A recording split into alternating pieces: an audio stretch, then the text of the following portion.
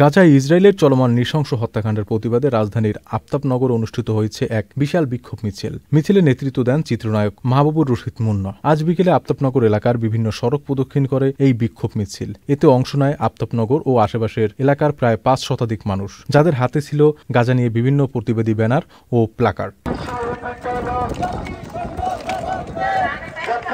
বিক্ষোভ মিছিল শেষে চিত্রনায়ক মাহবুব রশিদ মুন্না বলেন, ইহুদি যারা ইসরায়েলে যারা দখলদারিত্ব যারা করতেছে তার একটা সীমারেখা থাকে, তার সীমারেখাটা আসলে খরচ করে ফেলছে, মুসলমানদের মারতে মারতে মুসলমানদের শেষ করে ফেলছে। শুধুমাত্র মানুষের বিবেক থাকা দরকার।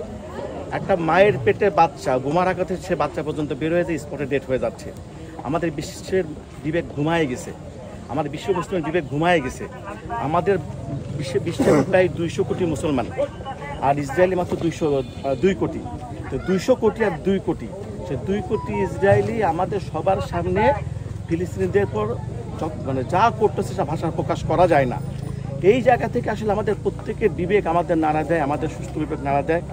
আমাদের পক্ষে যতটুকু পড়াশোনা প্রতিবাদটাই করতে পারছি, সেই প্রতিবাদটাই করছি, যে অ্যাটলিস্ট আমরা আমাদের ফিলিস্তিনি ভাইদের পক্ষে আছি। এদিকে গাজায় চলমান হামলার নিহতের সংখ্যা বাড়ছে প্রতিনিয়তই।